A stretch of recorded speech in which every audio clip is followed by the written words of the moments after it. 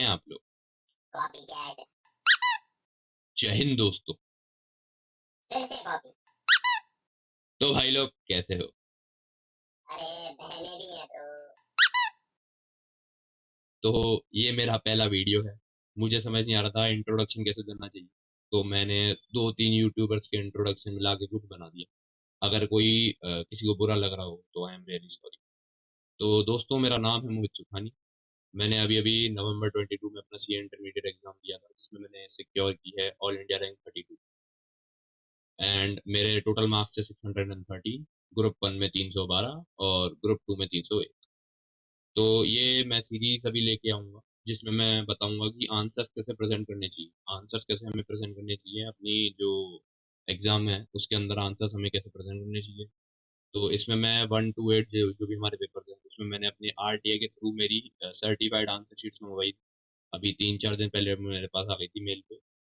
तो उससे रिलेटेड मैं आपको वो पूरी आंसर शीट दिखाऊंगा। और मैंने कैसे अपने आंसर प्रेजेंट किए हैं, कौन से क्वेश्चन में क्या मैंने मिस्टेक की है, वो सब उसके अंदर मैं डिस्कस करूंगा। और ये पहला वीडियो है सीरीज का, जिसमें मैं पेपर 1 अकाउंटिंग के बारे में डिस्कस करूंगा। तो बिना किसी बकवास के चलिए शुरू करते हैं। अबे सुधर जा। तो ये है मेरी आंसर शीट अकाउंटिंग। तो सबसे पहले मैं ये डिस्कस करूंगा।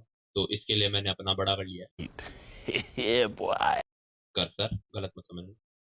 तो सबसे पहले तो मैं देखूंगा कि आईसीए ने ये कर रखा है, ये पता नहीं क्या क्रॉस कर रखा है यहाँ पे। ये पता नहीं क्या चीज है, क्रॉस क्रॉस कर रखा है, नाम भी नहीं लिखा गया यार आगे। हद है। ले ये देखो, फिर ये क्रॉस कर रखा है, पता नहीं किस चीज के लिए क्रॉस है। आपको एक ये बोलते हैं भरना चाहिए। देखो मैंने एक दो एग्जाम में नहीं भरा, मतलब जो आपकी जो इंट्रोडक्शन जो डिटेल्स होती है इसके अंदर, वो इतनी भरना, मतलब ये वाली चीज तो जरूरी इतनी है नहीं, मतलब कंपलसरी नहीं है। अगर नहीं भरे तो नंबर रखना क्या है। तो ये आप भरो, नहीं भरो, अगर टाइम हो तो भर लेना, नहीं हो तो नहीं भी भरोगे चलेगा, कोई दिक्कत नहीं है। और यहाँ पे जैसे कि ये जो है ये हमारे उसके लिए होता है, एमसीक्यू जो आंसर होते हैं उनके लिए होता है। यहाँ पे पूरी डिटेल्स आती है, तो ये और 2-3 मिनट आपके खाएंगे बस, और कुछ नहीं। जो लॉ, टैक्स, ऑडिट और ईआईएस का जो पेपर होता है उसमें पढ़ने पड़ेंगे। तो ये आपके 2-3 मिनट खाते हैं बस फालतू के, और मतलब फालतू डिटेल्स मेरे हिसाब से लगा डाल रखी है। वैसे टाइम कम एक तो होता है, एक तो मतलब 3 घंटे का पेपर होता है, लेकिन एक्चुअल में हमारे पास होता है 2 घंटे 55 मिनट। 5 मिनट तो एंट्रीज भरने में चल जाते हैं, जो एंट्रीज है ना सारी की सारी 5 मिनट से ऊपर ही लेती है भरने के। हम मालूम है तेरे बाप को मत सिखा चल। तो सबसे पहले मैंने चालू किया है 6 क्वेश्चन से, 6 डी। मेरा मतलब डेली का है। जब जितने भी मैंने मॉक टेस्ट दिए हैं अपने इंस्टीट्यूट के, मॉक टेस्ट दिए हैं खुद, कुछ पेपर्स मैंने खुद से सॉल्व किए थे, वो जो भी है। तो ये जो भी है ना, तो मैंने हमेशा सिक्स सिक्स क्वेश्चन से चालू किया है, क्योंकि 6 क्वेश्चन हमेशा आसान रहता है। देखा जाए तो 20 मार्क का एक क्वेश्चन होता है, जिसके लिए हमें मिलते हैं 36 मिनट्स। लेकिन जो 6 क्वेश्चन होता है, चारों पार्ट बहुत आसान होता है इसके। तो ये लगभग लगभग 30 मिनट तक आपका हो जाएगा। तो सबसे पहले मैं भी यही प्रेफर करूंगा, आपको मैं एडवाइस भी यही दूंगा कि 6 क्वेश्चन से चालू किया। 6 क्वेश्चन बेस्ट होता है, मतलब बहुत आसान भी होता है ये, ऐसा नहीं कि कोई टिपिकल क्वेश्चन है। 4 पार्ट आते हैं 5-5 नंबर के, बहुत आसान होता है और जल्दी भी हो जाएगा आपका। और टाइमिंग का बहुत ज्यादा इशू रहता है अकाउंटिंग में, सबको बताइए। तो टाइम बचाने के लिए 6 क्वेश्चन बेस्ट रहता है। स्टार्ट करने के लिए आपका स्टार्टिंग में टाइम बच जाएगा ना, तो फिर एंड में आप बहुत ज्यादा अच्छे से मतलब टाइम लगा पाओगे किस क्वेश्चन में। मैंने एक क्वेश्चन में लगाए, बैलेंस शीट वाले क्वेश्चन में लगभग लगभग 40 से 45 मिनट तो स्टार्ट इनिशियली लगा दिए थे मैंने, और फिर 10 मिनट एंड के पेपर में और लगाए। वो आगे डिस्कस करूँ। तो सबसे पहले देखो यहाँ पे जो फिगर्स है ना, इन मेन रोल जो प्रैक्टिकल पेपर रहता है ना, वो रहता है फिगर्स का। 1057300, ये पूरा ढंग से दिखना चाहिए आपके, नहीं लिखा है ना। यहाँ पे बिल्कुल फर्क नहीं पड़ेगा। यहाँ पे शेयर कैपिटल, कैपिटल रिजर्व, ये मेरे तो पढ़ने में आ रही है क्योंकि एग्जैक्ट हो सकता है जो एग्जामिनर जो चेक कर रहा है इसको, उसको समझ ही ना आए। लेकिन मैंने लिख रखा है, मेरे तो समझ आ रहा है। लेकिन जो ये फिगर्स है ना, अगर उसके समझ में फिगर्स आ रहे हैं तो नंबर मिल जाएंगे आपको, और अगर फिगर्स उसके समझ में नहीं आ रहे ना, फिर नंबर काटेगा, गारंटी काटेगा। तो यहाँ पे देखो जैसे इन्वेस्टमेंट है, ये आई, मतलब मैं थोड़ा सा ऐसे बना, स्पेशल है थोड़ा सा आई मेरा। तो ये इफेक्टिव कैपिटल का क्वेश्चन था ये आसान सा क्वेश्चन है। इफेक्टिव कैपिटल रेम्युनरेशन निकालनी, लॉस के ठीक है ये। फिर 6 बी था ये एक, हाँ ये क्वेश्चन है।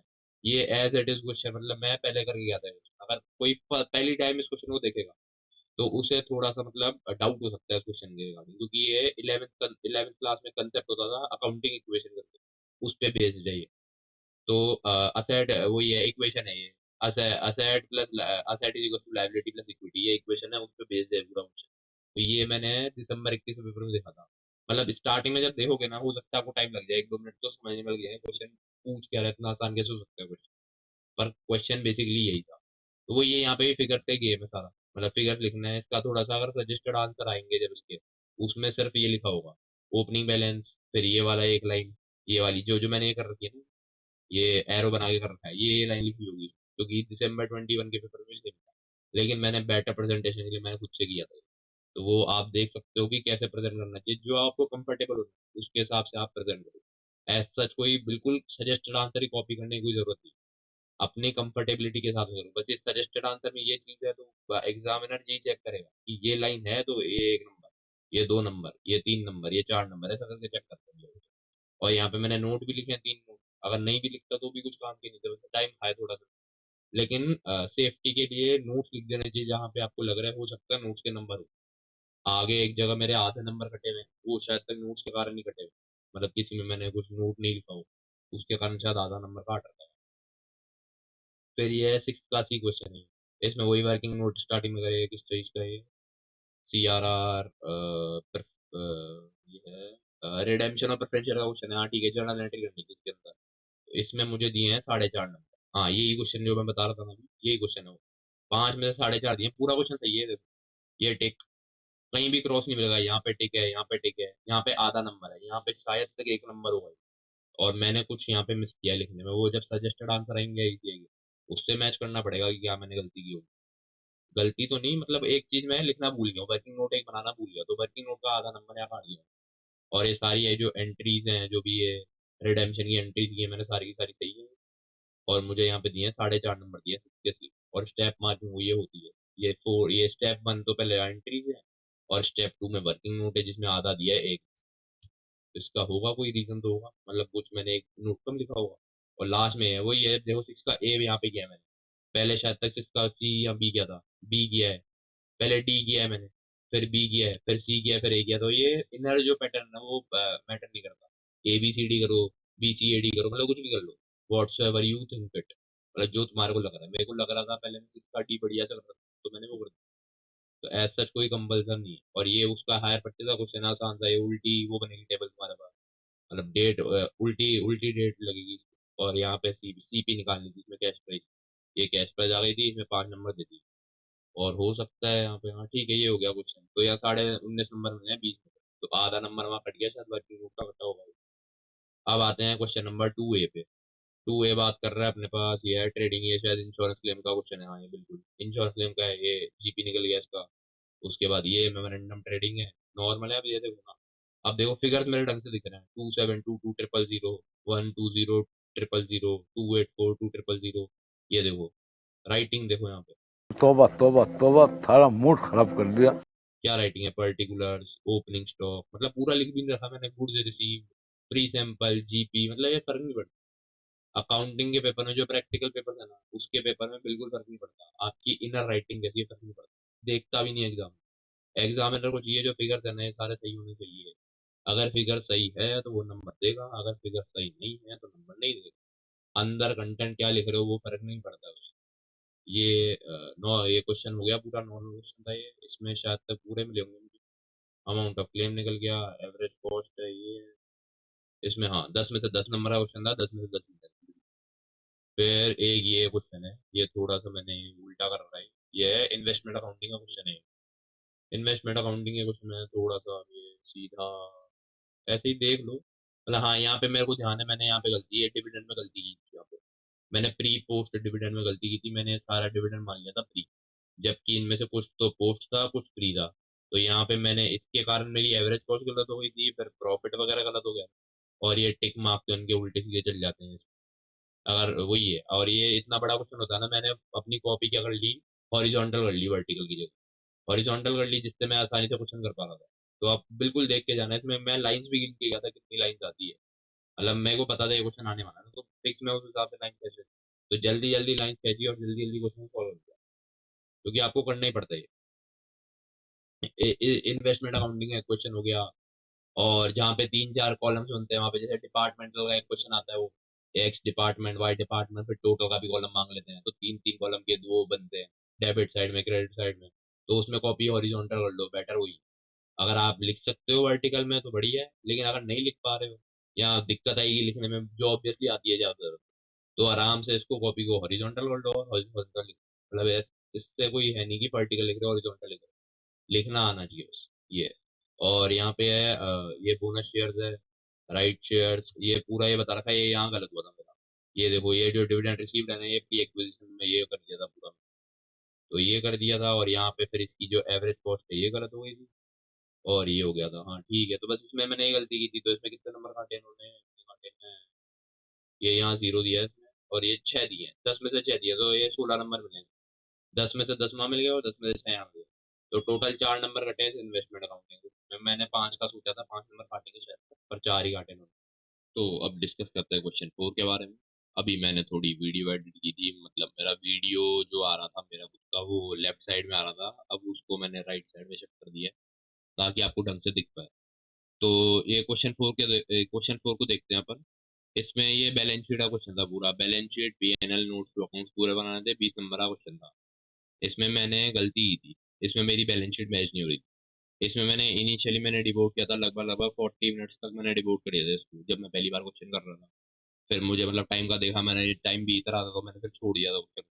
फिर मतलब पूरा तो नहीं छोड़ा था, मतलब लास्ट में बैलेंस शीट नहीं कर रही थी, उस पार्ट को छोड़ दिया था। फिर लास्ट में मैंने जो 10 मिनट बच रहे थे मेरे एग्जाम के, जो एग्जाम मैंने 10 मिनट पहले खत्म किया था, तो वो जो 10 मिनट बच रहे थे वो फिर मैंने इसको डिवोट किए थे। लेकिन फिर भी लास्ट में जाके कंक्लूजन ये था कि मेरी बैलेंस शीट मैच नहीं हुई। और मतलब ऐसे नहीं कि मैच नहीं हुई तो मेरे नंबर कितने कटे होंगे इसमें। मतलब मुझे पर्सनली लग रहा था 5-6 नंबर काटे ही आई थी, लेकिन मेरी बाकी चीजें सही थी, तो सिर्फ 2 नंबर काटे। तो देखा जाए तो मैंने 2 नंबर के लिए अपने 15-1 मिनट मैंने बर्बाद किए हैं। अब अगर मैं 15 मिनट, वही अगर जो इन्वेस्टमेंट अकाउंटिंग का भी क्वेश्चन दिखाया, अगर मैं उसके अंदर लगाता हूँ, अगर मैं उसके अंदर वो 15 मिनट लगाता तो शायद तक मुझे 4 नंबर और मिल जाते। और ये 2 नंबर तो वैसे ही जाने थे, अगर मैं वो लास्ट के 10 मिनट नहीं भी लगाता ना, तो भी ये 2 नंबर तो जाने ही थे। तो वो 10 मिनट जो मैंने लास्ट के लगाए ना, वो वेस्ट हो गए मेरे एक तरीके से। तो इसलिए जो बैलेंस शीट का क्वेश्चन होता है, मैच जो ना होता है तो एक बार में हो जाता है। मतलब ये तो 11 से चली आ रही है कहानी, जब से बैलेंस शीट सीखी है बनानी। अगर मैच होना होता है एक बार में खटाके से मैच होती है बैलेंस शीट, और नहीं होनी होती है ना, तो एक दो गलती होती है, वो भी कभी कभी मिल जाती है तुम्हारे को, वो भी एक बार में देखते मिल जाती है। और अगर वो एक बार में देखते गलती भी नहीं मिल रही ना, फिर तुम 5 मिनट दे दो, 10 मिनट दे दो, बैलेंस शीट मैच नहीं। और एग्जाम में तो बिल्कुल नहीं होनी, घर पे आके फिर भी हो जाएगी तुमसे, एग्जाम में होनी नहीं। तो ये मतलब अब देखो एग्जाम चल रहा होता है, इतनी चीजें याद रहती नहीं हमारे को। तो मैंने अपने 10 मिनट मैंने कहा कि बैलेंस शीट मैच कर लेता हूँ, बाकी पेपर तो मेरा हो गया, क्या पता बैलेंस शीट भी मैच हो जाए। पर बाकी पेपर मैंने रिव्यू नहीं करा, तो जिसके चक्कर में मेरे 4 नंबर इन्वेस्टमेंट अकाउंटिंग में कट गए। और अगर वो नहीं होता तो शायद तक 4 नंबर और मिल जाते मुझे। ठीक है, अब जो हो गया सो हो गया। पर आप में से कोई ऐसी गलती मत करना जो ये वीडियो देख रहा हो। तो यहाँ पे मैंने ये मेरा रिजर्व एंड सरप्लस गलत है, देखो ये जो रिजर्व एंड सरप्लस का फिगर है ये गलत है, बाकी सब सही है। नॉन करंट लायबिलिटी सही है, शॉर्ट टर्म की बोरोइंग सही है, ये ट्रेड पेबल्स अदर करंट ये जो भी है ना सारी सही है, या सेट भी सही है। बैलेंस शीट में 4.5 नंबर दिए हैं इसमें, पीएनएल में भी ये सही है, एक्सपेंस एक्सपेंस सारे सही है, प्रॉफिट सही है, टैक्स सही है, और ये पीएटी भी सही है, मतलब सब सही है। देखा जाए तो मतलब सब पीएनएल पूरा सही था मेरा। बैलेंस शीट में एक गलती के कारण वो बैलेंस शीट मैच नहीं हुई, जो मैंने गलती करी थी, और उसके चक्कर में मैंने अपने 10 मिनट और बर्बाद कर दी। तो ये मेरी गलती थी, इस पेपर की पहली गलती, जो आप मत करना कोई, मेरे हिसाब से तो। ये अब जैसे अब ये एक सिंबल इन्होंने बनाया, अब ये पता नहीं किस चीज़ का सिंबल है, ना तो एक क्रॉस है ना ये टिक है। ये तो बस एक बॉक्स है जिसके अंदर रेड कलर की ये लाइन है, पता नहीं किस चीज़ का सिंबल है ये। मतलब फाउंडेशन में भी जब मैंने मंगवाई थी सर्टिफाइड कॉपी, तो उसमें भी ऐसा सिंबल था। अब पता नहीं किस चीज़ का सिंबल है ये, अगर आप में से किसी को पता हो तो कमेंट सेक्शन में बता देना। तो अब ये है मेरे नोट टू अकाउंट्स जो मैंने यहाँ पे किए हैं। देखो सबसे पहले लॉन्ग टर्म, सबसे थर्ड नंबर पे है, तो ये इधर से चालू हो रहा है। शेयर कैपिटल का ये क्या नोट है यहाँ पे, ये मतलब इसमें क्या है, नंबर फिक्स नहीं होते। मतलब किस नोट का नंबर होगा किस नोट का नंबर नहीं होगा, ये आपको पता नहीं रहेगा, कभी भी पता नहीं रहेगा। सजेस्टेड आंसर आ भी जाएंगे तब भी मतलब बेसिकली पता नहीं रहेगा कि किस नोट का नंबर है किसका नहीं है, किस नोट का कितना नंबर है, मतलब ऐसा कुछ पता नहीं रहता। तो जितना हो सके, जितना पॉसिबल हो सके, मैक्सिमम नोट बनाने की कोशिश करो पेपर के। मतलब जितने मैक्सिमम बन सकते हैं ना बनाओ। मैंने भी इसमें बहुत सारे नोट्स बनाए थे, वैसे ही आपको बनाने हैं। अब जैसे शेयर कैपिटल है, नोट इसका कंपलसरी होता है, लेकिन नंबर नहीं है, नंबर एक भी नहीं दिया इसका। ये रिजर्व सरप्लस का 1.5 नंबर दिया है, जिसमें मैं ये गलत है बल्कि मेरा, इसमें मतलब ज्यादा नंबर होंगे पर मेरे को 1.5 नंबर देता है। फिर हाँ, ये एक लॉन्ग टर्म बोरिंग का नोट है, इसका भी नहीं, नंबर नहीं है। शॉर्ट टर्म बोरिंग का भी नंबर नहीं है। अदर करंट लाइबिलिटी का एक ये नोट है, इसका क्या है अपने पास, ये 1.5 नंबर दिया है। है ना, मतलब डेढ़ नंबर दिया है, डेढ़ ही हुआ फिर इसका शायद तक ना। फिर ये पीपी का है, पीपी का है, बहुत बड़ा नोट था, पूरे एक पेज में नोट गया है मेरा, और मैंने बिल्कुल खोल खोल के लिखा है ताकि दिखे ढंग से। ये फिगर उसको दिखने चाहिए ना, अलग अलग लाइन में बिल्कुल ब्रेक करके लिख रखा है, एक एक लाइन, फिर एक एक लाइन का गैप दे रखा है, मतलब ऐसा कंपलसरी नहीं है गैप देना, पर आप दो ताकि जो एग्जामिनर चेक कर रहा है ना, उसको क्लियरली दिख सके कि आपने क्या लिखा है, क्योंकि मेरी राइटिंग का मेरे को हमेशा से रहता था। तो मैंने बिल्कुल इसको खोल के लिखा है ताकि पीपी का फिर ये नोट हो गया है, इसका क्या है, 2 नंबर दिए इन्होंने। फिर ये कि इन्वेंट्रीज का है, ये स्टॉक हो गया, ये स्टॉक का हो गया, इसका नंबर ही नहीं है, चेक भी नहीं किया। फिर ये ट्रेड रिसीवेबल है, टिक टिक लगा रखे सब में, यानी ये नोट है, पर नंबर इनमें से जैसे इसका नंबर है सिर्फ, अदर करंट असेट का नंबर नहीं है। आर एफ हो गया, फिर ये है ना, सेल्स है, ये है, अदर कमीशन है, ये हो गया चॉइस 14th नोट हो गया, ये चेंज इन इन्वेंट्री का, इसका भी इसका है नंबर, सॉरी, इसका नंबर है, एक नंबर इसका है। फिर एम्प्लॉय बेनिफिट एक्सपेंस का नंबर नहीं है। फिर उसके बाद फाइनेंस कॉस्ट का नंबर नहीं है, डेप्रिसिएशन का नंबर नहीं है, और अदर एक्सपेंस का नंबर है। एक सब में लगा रखा है, लेकिन नंबर दे नहीं रखे किसी के, जिस जिसके नंबर है उसके दे रखे हैं। तो हमें ये पता नहीं लगेगा अभी भी, तो जितने हो सके मैक्सिमम नोट बनाने की कोशिश करो। और इसमें वो जैसे बताया 2 नंबर कटे हैं मेरे, चाहते मतलब 20 में से 18 दिए हैं उन्होंने, तो बढ़िया है मेरे लिए, तो मैं तो 5-6 का मार्जिन लेके चल रहा था, 2 नंबर काटे। तो अब आता है भाई क्वेश्चन नंबर 3। इस क्वेश्चन को देखता हूँ ना जब भी, एक ही ख्याल आता है मन में, कि आप किसी के पीछे हाथ धो के पड़े हो, मतलब पूरी जान लगा दी आपने, उसके पीछे पड़े हो आप, और वो आपको भाव नहीं दे रही, और अंत में क्या होता है, ठोकर आगे चल जाता है। फिर जो आपकी हालत होती है ना, वो सेम हालत मेरी थी जब इस क्वेश्चन को मैंने काटा। मतलब मैं कसम से, मैं इस क्वेश्चन को काटने का डिप्रेशन में चल गया था, मतलब मेरे मतलब पेपर करने का फिर वो है ना, मोटिव हट गया था थोड़ा बहुत, तो मेरा मतलब हिल गया था मैं अंदर, तो हुआ गया। क्यों भी ओवर एक्टिंग करता है साला, ओवर एक्टिंग की औलाद। अब तेरे को बराबर होता नहीं क्या बोलने को। चले एक काम कर, 200 रुपए दे और 50 रुपए काट ओवर एक्टिंग के वजह। तो हुआ क्या, ये क्वेश्चन मैंने कर दिया चालू, मैं तो बिल्कुल बिल्कुल मैंने कहा ये इनकम्प्लीट रिकॉर्ड का क्वेश्चन है, इसको बिल्कुल फ्लो में कर देंगे, एक बार में निकाल देंगे क्वेश्चन। लेकिन हुआ क्या, स्टार्टिंग में मेरा कोई एक दो अकाउंट मैच नहीं हुआ। मैं मतलब ठीक है, मतलब इतना कुछ हुआ नहीं मुझे, मैंने कहा हो जाएगा, मैं पीछे पड़ा रहा। फिर मैंने कैश अकाउंट, बैंक अकाउंट, फिर मेरा कैश बैलेंस आ गया भाई नेगेटिव, मतलब कैश नेगेटिव। बैंक का तो फिर भी समझ आता है, ओडी हो सकता है, कैश नेगेटिव आ रहा है मेरा, मतलब हद हो गई थी, कैश नेगेटिव पटक दिया। फिर मैं देख रहा हूँ, फिर भी मैं मतलब छोड़ा नहीं क्वेश्चन, मैंने कहा होगा भैया, गलती मेरी होगी, मैं ढूंढने जा रहा हूँ गलती, वो गलती मिल नहीं रही। फिर लास्ट में क्या हुआ भैया, काटना पड़ा। लास्ट में क्या होगा भैया, काटना पड़ेगा, सीधी बात। आंसर काटा मैंने पूरा, और आंसर काटने के बाद मतलब मेरे हाथ कांप रहे थे आंसर काटने के लिए। मैंने लगभग लगभग अपने 10 से 12 मिनट लगाए थे इसको, मतलब 10 से 12 मिनट वेस्ट गए, मतलब मेरे हाथ बिल्कुल कांप रहे थे। मैंने कहा पेपर छूटेगा, इस आंसर को काटने के बाद मेरे को गारंटी लग रहा था पेपर छूटेगा। फॉर्चुनेटली जाके मैंने जैसे तैसे पेपर कर दिया। तो ये, और इसके साथ एक और था, ब्रांच अकाउंट का क्वेश्चन था, वो तो फिर अटेम्प्ट ही नहीं हुआ मेरा, मतलब वो भी मैं करने का था मेरा इस क्वेश्चन के बाद, पर यही नहीं हुआ, तो फिर मैंने उसको भी मतलब छेड़ा ही नहीं।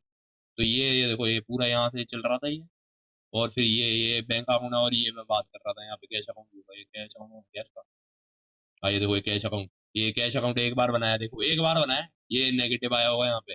फिर दोबारा बनाया, दोबारा कोई इसमें आई थी कोई, मतलब फिर नेगेटिव आ रहा था, पता नहीं, मतलब दो दो बार कर रहा हूँ एक ही चीज गलती। और फिर लास्ट में मैंने काट ही दिया, फिर क्रेडिट अकाउंट और बनाने का कोशिश की मेरी, फिर मैंने काटो भैया। फिर फिफ्थ क्वेश्चन किया मैंने, और फिफ्थ क्वेश्चन मैंने स्टार्टिंग में करता वैसे मैं, पर मैंने नहीं किया इसको, क्योंकि मुझे लग रहा था कि मतलब वैसे क्वेश्चन आसान था, पर एक दो पॉइंट में कंफ्यूज हो रहा था उसमें, कि कोई ट्रिक हो सकती है इसमें, आईसीएफ फंसा सकता है। पर एक्चुअल में क्वेश्चन पूरा ही आसान था, तो मतलब जो फर्स्ट इंप्रेशन था ना क्वेश्चन का, वो मुझे लग रहा था कि थोड़ी ट्रिकी होगी। पर जब क्वेश्चन को अटेम्प्ट करना चालू किया ना मैंने, तो फिर मुझे लग रहा था बिल्कुल आसान क्वेश्चन है, तो फिर ये फ्लो में निकल गया क्वेश्चन पूरा। ये उसका क्वेश्चन है, और डिबेंचर का क्वेश्चन है ये, डीआरआर वगैरह है, डिबेंचर रिडेम्पशन रिजर्व है ये, फिर ये स्टेप मार्किंग हुई, जैसे मैं बता दूं, ये हो रही है, 2.5 नंबर इसके हैं, आधा नंबर स्टेप 5 का है। यहाँ पे ये सब है, ये अकाउंट है, ये इंटरेस्ट ऑन डिबेंचर अकाउंट है 4.5 नंबर का। बस ये है, और फिर ये नोट्स बनाया मैंने इसके। अब नोट्स के भी यहाँ तो नंबर लिखे नहीं है इन्होंने। अब नीचे देखें, अब एक इंटरेस्ट है, इनके भी नंबर नहीं है भाई, देखो। तो मतलब क्या है, मतलब ये इनके नंबर नहीं थे भाई नोट्स के, तो सीधी मतलब नोट्स मैंने एक्स्ट्रा लिख दिए थे। पर मैं देखो मतलब चांस लेना नहीं चाहिए, देखो नोट्स अगर आपको लग रहा है कि जरूरत है तो बना दो, थोड़ा टाइम लगेगा, थोड़ी ठीक ठाक हैंड राइटिंग में बना दो भाई notes, ठीक है ना। तो ये 12 नंबर का था, 12 में से 12 मिल गया इसमें। और उसके बाद एक ये डिपार्टमेंट का क्वेश्चन था, हाँ, इसमें कोई ट्रिक लग रही थी मुझे, इस वाले क्वेश्चन में ट्रिक लग रही थी बेसिकली, क्योंकि इसका कोई जनरल पीएनएल क्वेश्चन था ना ये। इसमें कुछ लग रहा था, पता नहीं क्या सीन था, याद नहीं आ रहा अभी मेरे को। पर कुछ मतलब जब इनिशियली क्वेश्चन दिया था कुछ लग रहा था, पर मतलब एट द लास्ट मैंने कर लिया था कुछ। फिर वन गो में क्वेश्चन निकल गए थे दोनों, मतलब दोनों पार्ट्स इसके वन गो में निकल गए थे। एक नंबर एक closing stock reserve, opening stock reserve, और ये 8 नंबर 20 नंबर टोटल मिल गए। अब अगर राइटिंग की बात की जाए तो ये देखो भाई, ये लग रहा है, ये देखो क्या है, क्लोजिंग स्टॉक रिजर्व लिखा है मैंने, फॉर योर काइंड इन्फॉर्मेशन। और ये नेट स्टॉक रिजर्व है, मतलब मेरे को भी समझ नहीं आ रहा है। नहीं, ये आर है, ये देखो आर नहीं है, पी है ये पी है, पर वो जल्दी जल्दी में लिख दिया था मैंने।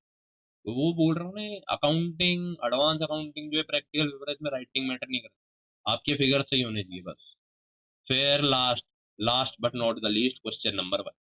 इसका मतलब हमेशा है, मतलब मैं जब भी मॉक टेस्ट पेपर सॉल्व करता था, अपने कोचिंग के पेपर सॉल्व किए मैंने, मतलब और घर पे भी कुछ एक दो पेपर में सॉल्व कर लेता था, तो उनमें हमेशा का सेम पैटर्न रहता था मेरा। पहला क्वेश्चन मैं करता था क्वेश्चन नंबर 6, और लास्ट क्वेश्चन रहता था मेरा क्वेश्चन नंबर 1।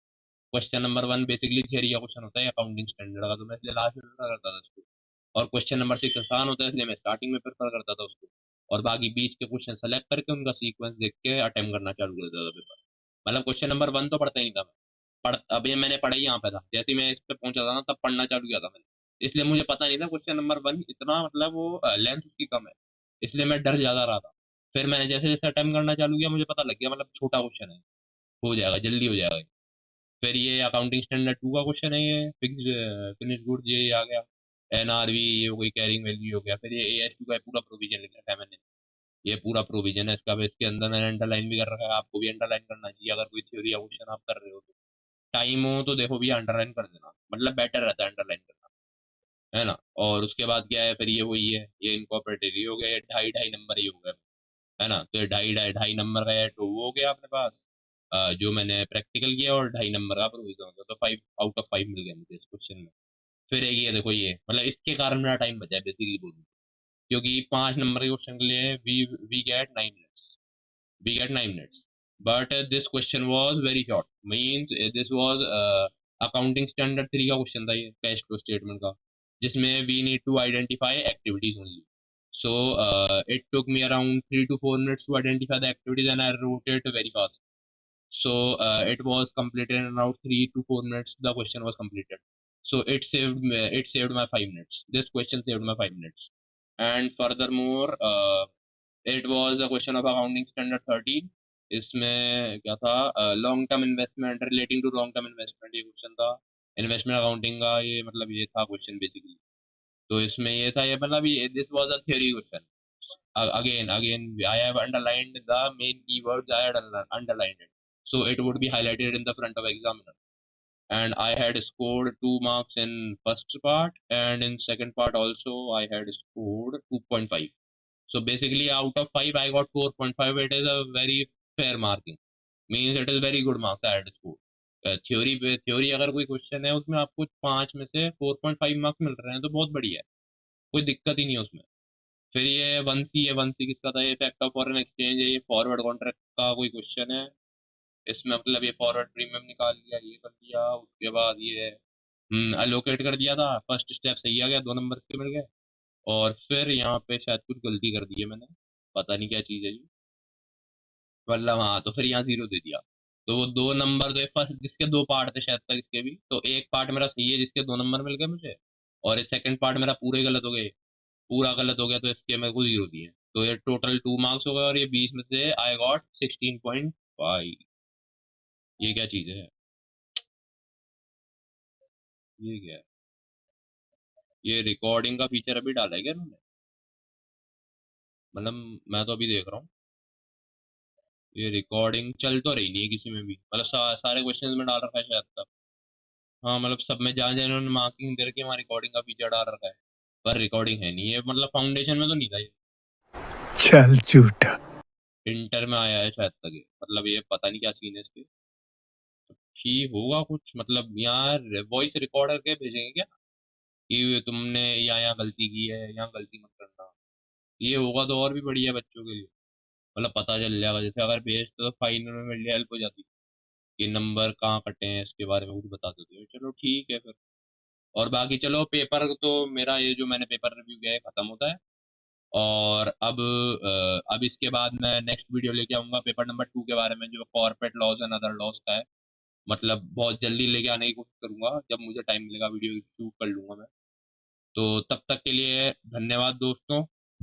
और दोस्तों भूल मत जाना इस वीडियो को लाइक करना, चैनल को सब्सक्राइब करना, और अगर आपको मेरी जो ये आंसर शीट है इसकी कॉपी चाहिए तो इसकी लिंक आपको डिस्क्रिप्शन बॉक्स में मिल जाएगी।